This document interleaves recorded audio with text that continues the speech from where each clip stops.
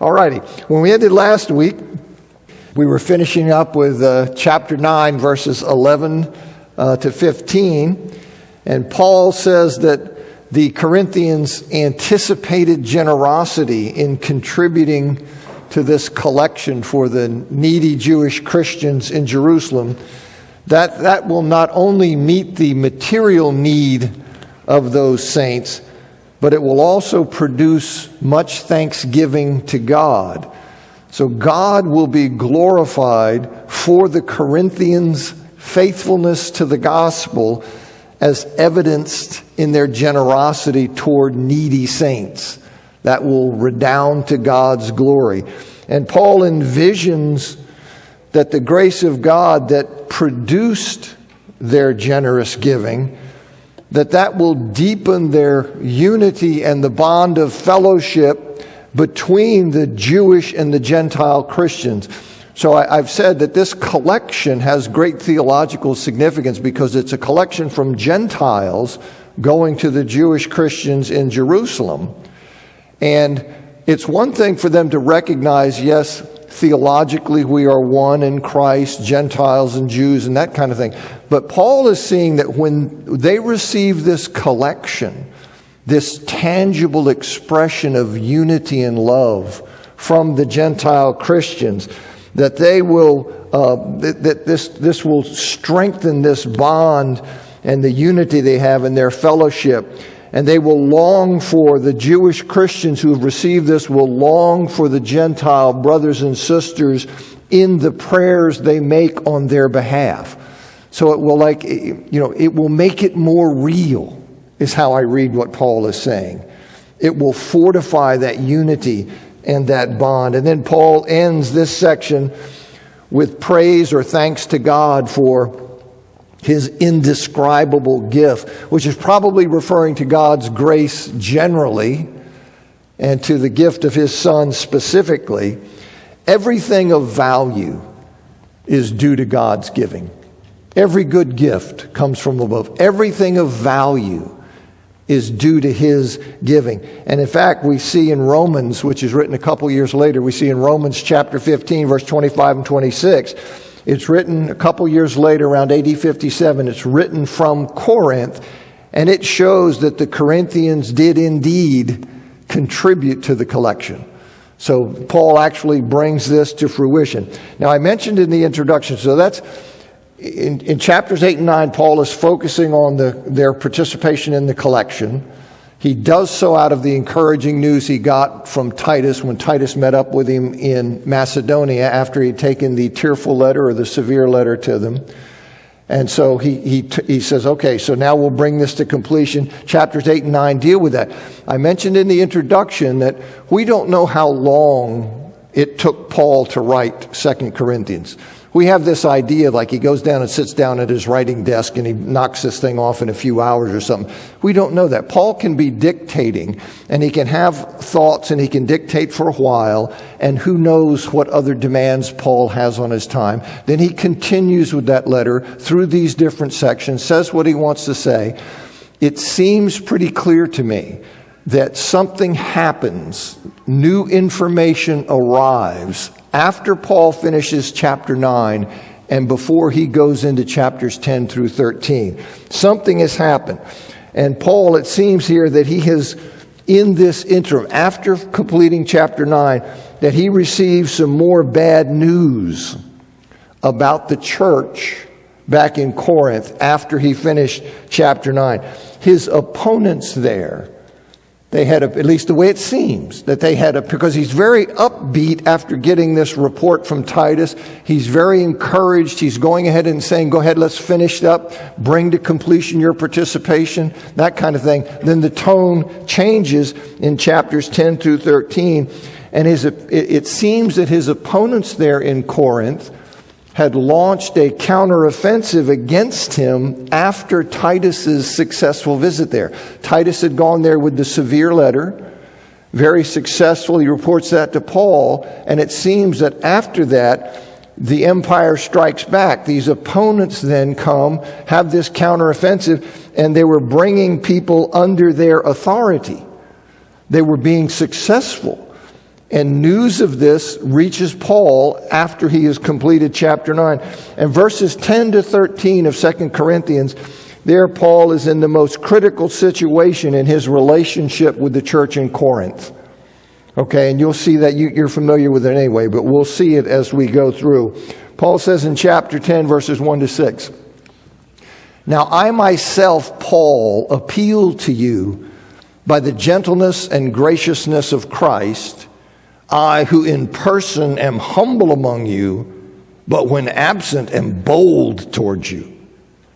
I ask that when present I not need to be bold with the confidence with which I have in mind to dare exhibit towards certain persons, those who consider us as walking according to the flesh.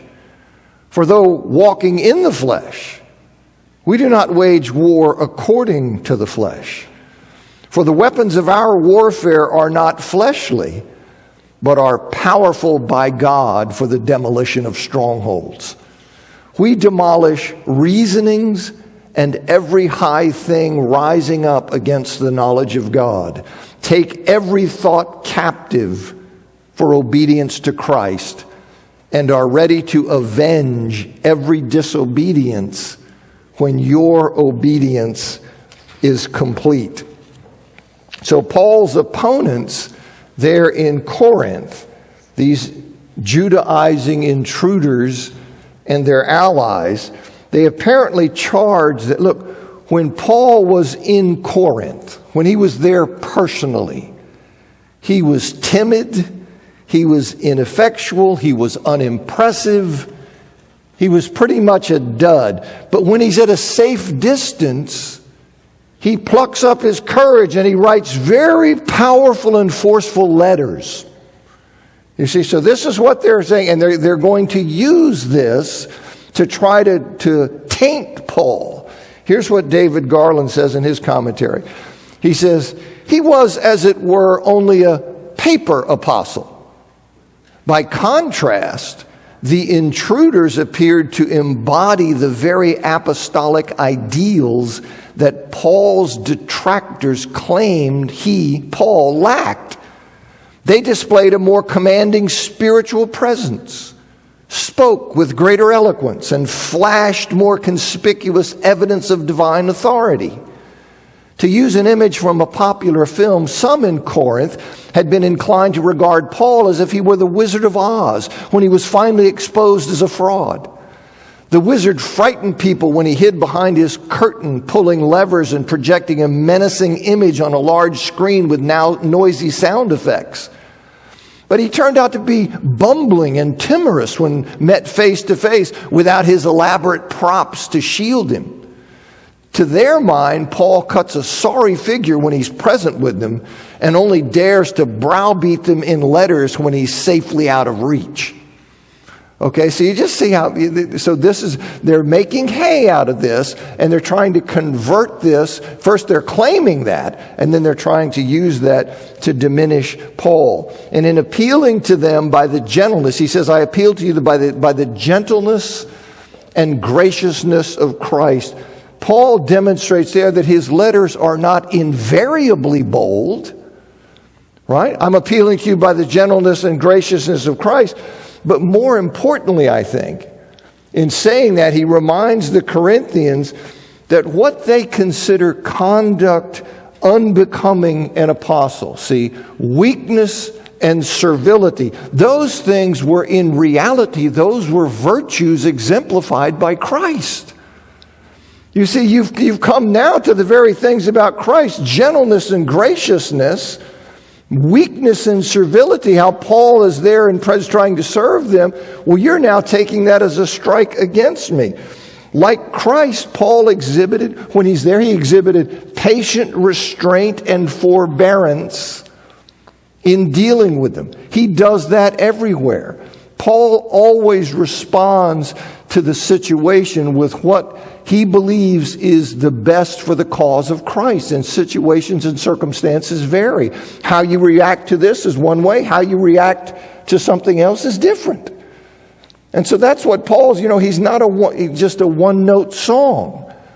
Paul adjusts what he does, always with in mind what is best for the cause of Christ.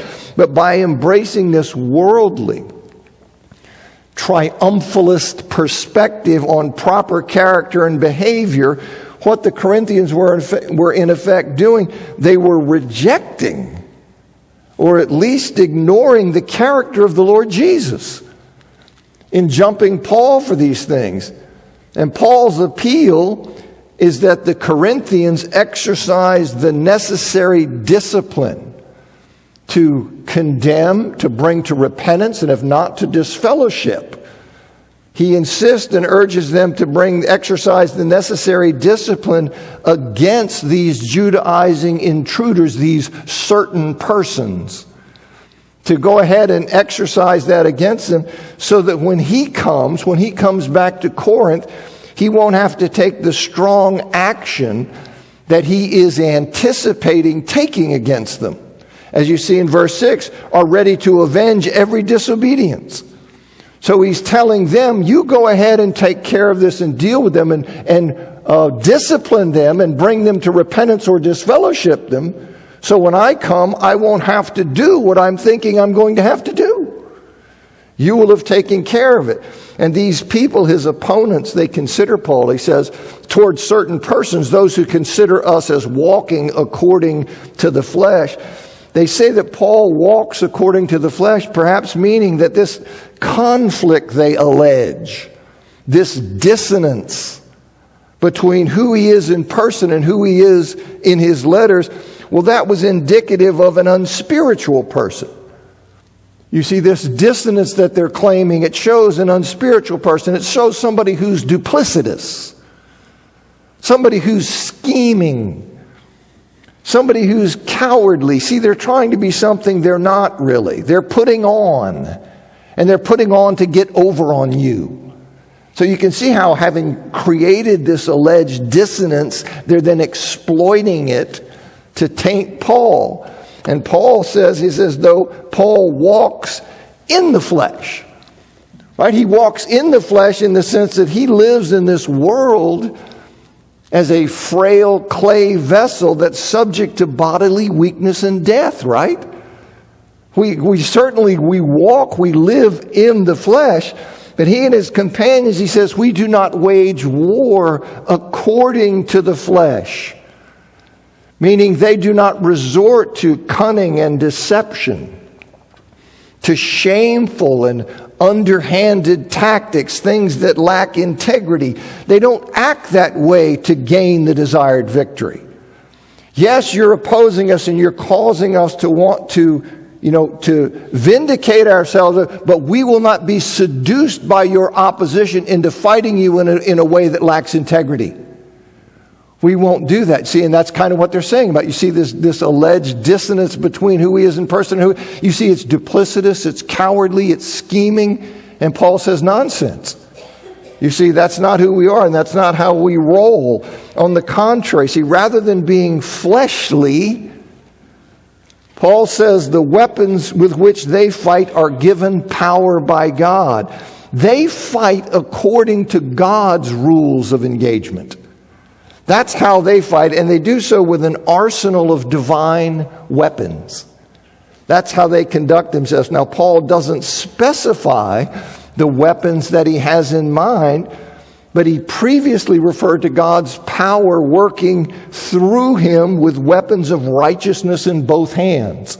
You see in chapter 6, verse 7, David Garland, he says in his commentary, from references elsewhere in the Corinthian correspondence, we can assume that Paul, has in view the truth of the gospel epitomized in the word of the cross and the knowledge of God.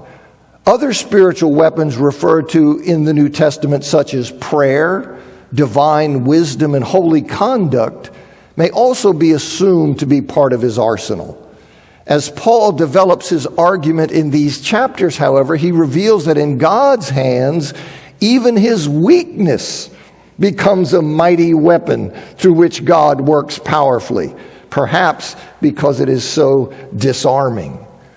So Paul is saying we conduct ourselves in these conflicts in accordance with God's will and how we're to be with integrity.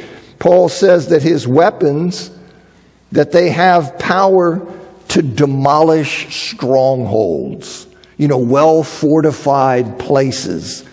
They have the power to demolish strongholds, which he identifies those strongholds that his weapons have the power to demolish as reasonings. Now, you could also render this arguments or plans or thoughts. But he identifies the strongholds as reasonings and every high thing rising up against the knowledge of God. In other words, his spiritual weapons, the way that Paul and his people, the way they conduct themselves in these conflicts, they have the power to tear down every mental defense that humans erect against the knowledge of God, including whatever rationalizations they may throw up to justify defiance of the moral and theological correction given by Paul as God's apostle. Right? So you have people doing this. They're trying to distance themselves from God's emissary. Right? God's specially appointed apostle who's there dealing with the Corinthians. And they're trying to diss Paul and to create a break between Paul, God's agent, and the people of Corinth.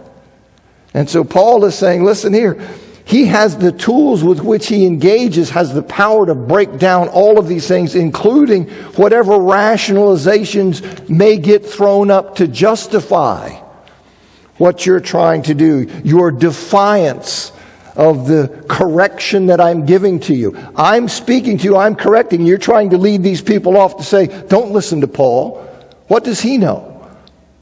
These so-called super apostles. Now, whatever Paul's rhetorical deficiencies, as a trained speaker, somebody who'd sit there and wow these people, oh, look, he's magnificent, he's obviously studied under so-and-so, and this kind of thing. Whatever his rhetorical deficiencies and whatever handicap he may have in terms of worldly perceptions of success, you can see the world looking at Paul saying, Paul, you were on a successful path.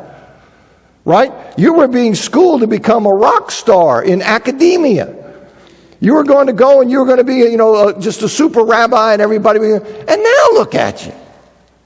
Everybody hates you. You're getting beat all over the Mediterranean. You see, so whatever deficiency he may have in terms of worldly perceptions of success, whatever his rhetorical deficiencies, his proclamation of the truth of God in the power and the wisdom of the Spirit and embodied in and mediated through his life of suffering and righteousness. Those things, you see, will leave no defenses standing. He's going to take them out by speaking the truth of God in the power and wisdom of the Spirit in the context of his life of righteousness and suffering. And those who reject his message and his appeal, they will have nothing left to hide behind in their defiance, because he's going to lay it bare. He's going to let it be seen. You see what is going on? You simply are defying God. Yeah, no, no, that's not what I'm doing. That's not what I'm doing. I just think this, I just think that. Nah. Let's get down to it. You don't want to bow. You see, you want to be Lord. You want to run the show. And Paul's going to lay that out for him. Now, Paul is ready, he says here, to punish every disobedience. He's ready to do that, but only after the church itself has been obedient in disciplining the intruders and their allies and their followers, as they had previously done with the person who had spoken so harshly, viciously against Paul. Right? They had disfellowshipped that person. You see in 2 Corinthians in chapter 2, verses 6 and 7. Now, if apostolic punishment is still needed after they have been obedient in disfellowshipping or disciplining these people, after they've taken their shot and done what they can, Paul says, well, we're ready to avenge when your obedience is complete. Okay, once you've done what I've asked you to do, if there's still need for something more, well, we're going to bring it. You see, we'll bring it. And by the way, they're going to find out. You see, they're going to find out what's going on. All right, he says in 10:7-11, look at the things before your face. If anyone is persuaded in himself to be of Christ, let him consider this again in himself, that as he is of Christ, so too are we. For even if I should boast somewhat more about our authority, which the Lord gave for edification and not for your demolition, I will not be put to shame, lest I should seem as if I wanted to terrify you through my letters. For one says the letters are weighty and strong, but the presence of his body is weak and his speech contemptible. Let such a person consider this, that such as we are in word through letters when absent, such also we will be in deed when present. You see, so this is what Paul is saying. All right? You're going to mess around, you're going to find out. You see, because I'm coming, I'm bringing it if necessary. Right? It's just something, the courage and boldness of Paul, like Paul confronts Peter in Galatia. It's not like Paul saying, Paul adjusts everything he does for what is best for the circumstance. Always working for the goal of fortifying people in their faith in Jesus Christ and building them up. And then for these people to sit here and try to parlay that into some kind of fault on Paul's part. But you know how the world operates, right? So to discipline the intruders as Paul has instructed, for them to follow through with that, the Corinthians will have to decide, see, whether it's Paul or it's the intruders and their allies who are to be trusted, who are to be believed and followed. You see, because we've got people here and saying, no, look, this guy over here, he's all wet. Come on. No, see? So they're going to have to decide. They're going to have to wind up and figure that out, you see? And they saw themselves, these people, these intruders, they saw themselves as having some kind of special calling or special role. Like as we'll see, Paul says, I don't consider myself in any way the least from these super apostles. Okay, so you see how they're presenting themselves. Right? They're presenting themselves as, we are higher ranking than Paul. We have some kind of special association, special calling, right? And that's what he says, what Paul says, the intruders, they see themselves that way. And he says, if anyone is persuaded himself to be of Christ, let him consider this again, that as he is of Christ, so too are we. Second to none. Okay? And in fact, apostles. But now you've got people trying to say we're elevated, but we're the real deal. And Paul is not, and they saw themselves and presented themselves as someone, you see, special, and they presented Paul to the Corinthians as somebody who did not belong to Christ in their superior way. Okay, so this is what now the intruders charged Paul with inconsistency. Right, especially this contrast, they allege, between his powerful and forceful letters and his personal appearance. Look, you guys met him, he's a dud. Right? But then we have these forceful letters, so they're doing it. And the implicit charge, right, is that the letters, what they project a false image. It is a phony boldness. And so that's, if that were true, if you had this kind of character dissonance, well, that would be a strike against you. You'd be a poser, right? Somebody who lacks integrity. In person, it becomes clear, you see, judging by their triumphalist criteria, how they judge things, that he's not the Christian leader that he appears to be in his letters. So this is part of how they're trying to take him down. And Paul answers those charges that are circulating and being stirred up to try to diminish him there. And he insists that he belongs to Christ no less than his opponents. Right? He belongs to Christ no less than they do. After all, were he so inclined, right? And you're going to see Paul, I'll hold that, but what he gets driven to do for their blessing. Okay? They're going to drive him to boast. Now, Paul hates it, but Paul judges that I have to do it for you.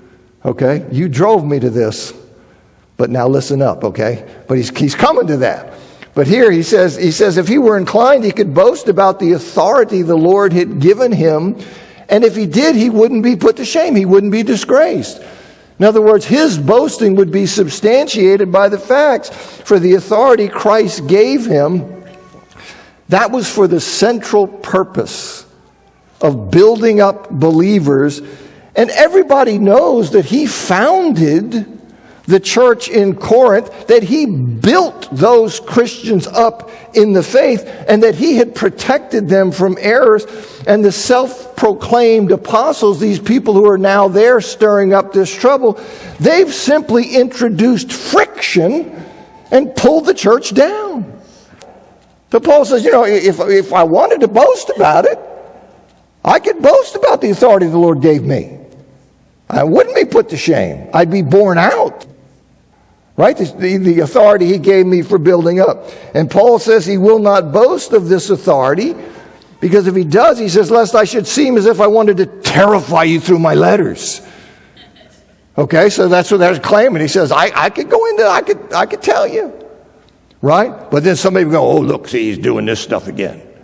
See? So he says, look, he won't boast of that authority because they will say that his strong self-defense against the claims they're making about it, well, that's typical of his weighty and forceful letters, but it's completely atypical of his person. You see, so Paul sees what they're doing, and Paul insists that he's consistent. You see, despite how it may appear, and he does that by saying, in effect, that if these intruders continue making their accusations, they will receive such wrath when Paul arrives that all people will see that he is perfectly capable of taking action, of taking them on. See, taking them on in person and not just through his letters. If they persist in this, despite his urging of the Corinthians, you go ahead and discipline them, hoping they'll come around. But he says, if you keep doing this, you're going to find out how forceful I can be when I'm there and present, when they're with you in person. They failed to appreciate, you see, that Paul's forceful letters, like all these things, they're dictated by the circumstances at the time. If the requisite circumstances exist when he visits, they are going to discover that he can be no less forceful in person than he is in his letters. Okay? They're going to find that out. And he says in verses 12 to 18, for we do not dare to class or compare ourselves with some of those who commend themselves. Indeed, when measuring themselves by themselves and comparing themselves with themselves, they do not understand. But we will not boast in an unmeasured way, but according to the measure of the jurisdiction which God apportioned to us as our measure, to reach as far as even you. For we do not, as though not reaching to you, overstretch ourselves, for we came even as far as you with the gospel of Christ. We are not boasting in an unmeasured way in the labors of others, and we have hope as your faith grows to be magnified among you in abundance, in accordance with our jurisdiction, and to preach the gospel in the places beyond you, not to boast in the things prepared in another's jurisdiction. But let the one who boasts boast in the Lord. For it is not the one who commends himself who is approved, but whom the Lord commends. All right, so Paul says, Paul and his companions, Paul and his co-workers, they dare not class themselves with the intruders, that is, those who commend themselves. these Judaizing intruders and their supporters and allies. They dare not class themselves, put themselves in with them, as though those intruders are a desirable group that I'd want to be affiliated with. Okay? We dare not compare ourselves to those, or to class ourselves with them, or compare ourselves to them as though there's some kind of standard. Why would I be comparing myself to them? As though there's some kind of standard I ought to be measuring up to or something. Indeed, the very fact they judge themselves by their own self-made criteria shows that they don't get it. That's what it means they don't understand. You see, he says, comparing themselves with themselves, they do not understand. They're clueless. Because they look at themselves and say, man, we're something. We're really something. And Paul's saying you're doing that because you're judging yourselves by criteria you have made up. Everybody looks good by their own lens. Right? There's this old line from this book. I can't remember the name of the book now. But the punchline was, to the left of me like a moron, to the right of me, a clown, and in the middle Einstein. And I'm telling you, that's human nature. And if you don't recognize that, and something's getting by you, you see, but this is how, so by my own standards, oh yeah, I'm great. You see, but this is what they wind up doing. The only criteria that count, that really matter, are those of God. See, they judge themselves, as we'll see, they judge themselves by such things as their alleged visionary experiences. They come in here and they're telling all the Corinthians, oh yeah, I'm doing this stuff and that. They judge themselves by that. They judge themselves by their social and their cultural pedigrees. Who's your daddy? How long's your family been? How much money you have? All this kind of stuff. They judge themselves by their rhetorical training and their prowess, by their ability to command fees as speakers. All of those, you see, each one of those things, I'm higher. That's what they wind up doing. And they compare themselves along those lines. And they had little concern, right, for the criteria preferred by Paul. Allegiance and fidelity to the gospel of Christ, growing conformity to the character of the Lord Jesus, participation in the sufferings of Christ. They look at that as a negative. Oh, no, that's not how the powerful in the society, the blessed in the society roll. They don't suffer. They don't get beat. They don't get thrown in prison. That's low-life kind of stuff. God's people ride from triumph to triumph in the culture's eyes. Okay? And that's the whole point, is that the culture has a bogus lens. It has a bogus lens, and this is what Paul is wanting them to recognize. Many Christians today, it seems to me, have been enamored with styles of leadership. You see in politics, in business, in entertainment, and they're transferring these culturally conditioned secular criteria of what does it mean to be an effective, good leader, and want to bring these things into the church. And we have to be vigilant that we always assess things through the lens of Scripture, through the will of God. And this is what Paul is talking about here. Now, Paul says that they will measure their boast by the standard of the jurisdiction that God apportioned to them in their ministry. Right? Their ministry was to preach predominantly, not exclusively. Paul would preach to anything that breathed. Okay? But predominantly to the Gentiles, and it included reaching as far as the Corinthians. Right? That was his warrant that he was to do. And which they accomplished that. So they could rightly be proud of their work in planting and nourishing the church there in Corinth, because unlike the intruders, see, he doesn't spell all this out, but unlike the intruders, see, they weren't latecomers. They weren't latecomers there who enticed away the fruit of someone else's evangelism and sought to take credit for another person's work. So here is Paul. He's planted this church, worked in this church, wept for this church, written to this church, visited this church, been abused by this church. Right? And then here come these people bopping in. No, we're really the thing. You see? Just right after this child he's given birth to, no, we're really somebody who cares about you. Right? It's like a parent trying to tell their teenage kids, all their friends are trying to pull them into stuff. You say, listen, who do you think loves you? Who do you think wants the best for you? Do you think it's your mom and me? Or do you think it's your friends? Right?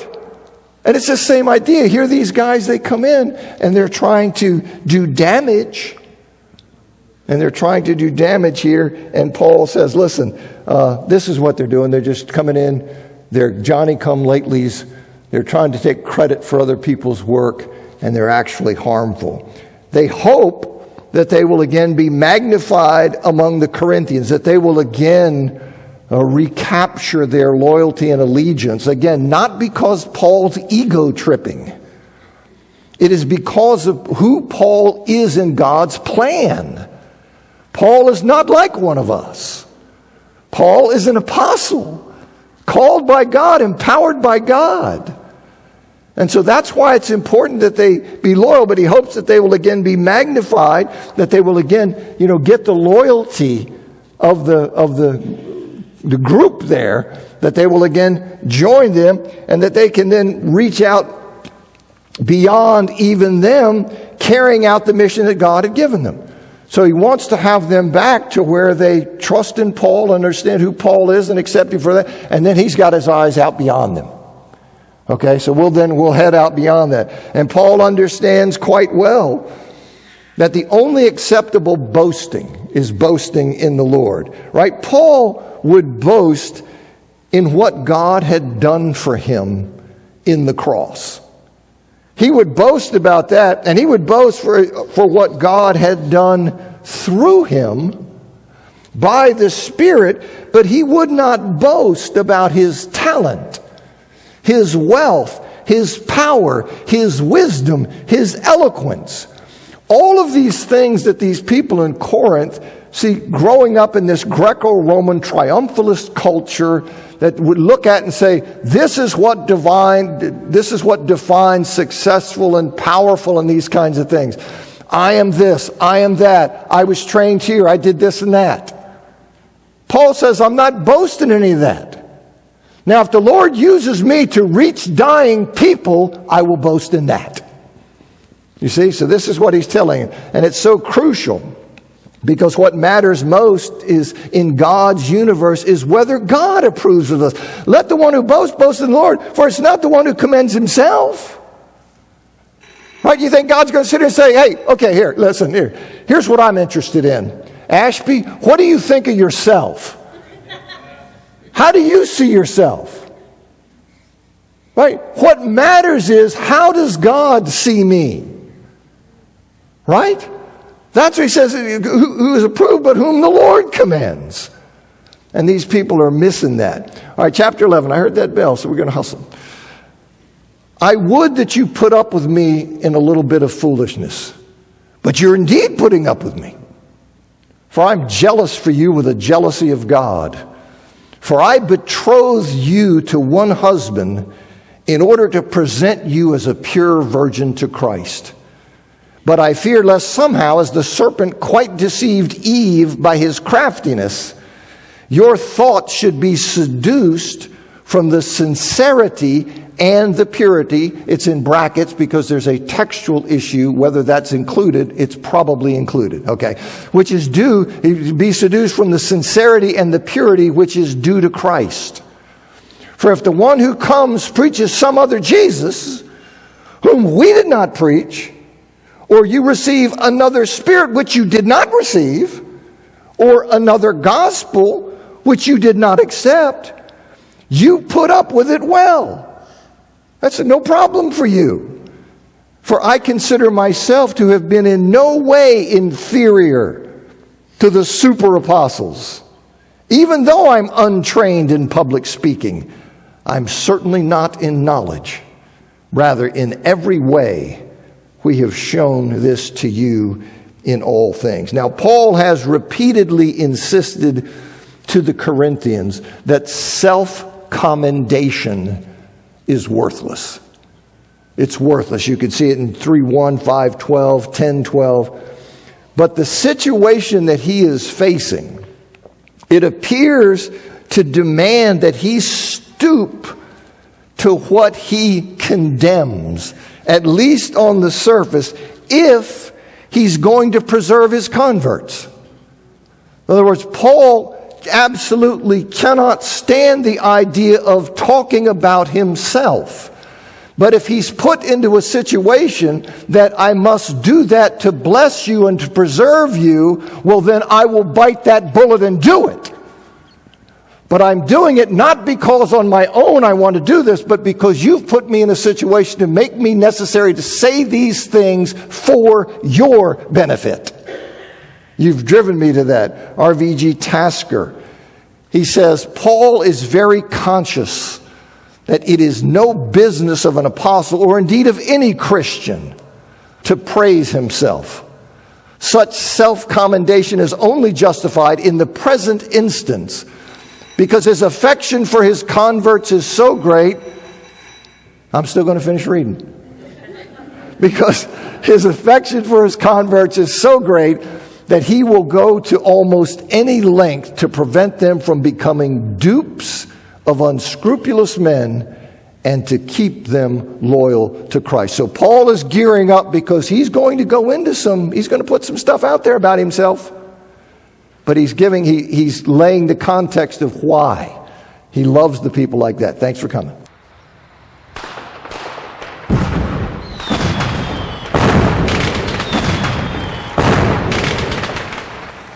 All right, I need to get the clicker. You think I never did this before? Well, let's see, the clicker was on. Well, we hope the battery's okay. So I don't know if I scared everybody off last week or what, but it looks pretty sparse in here. I don't know. But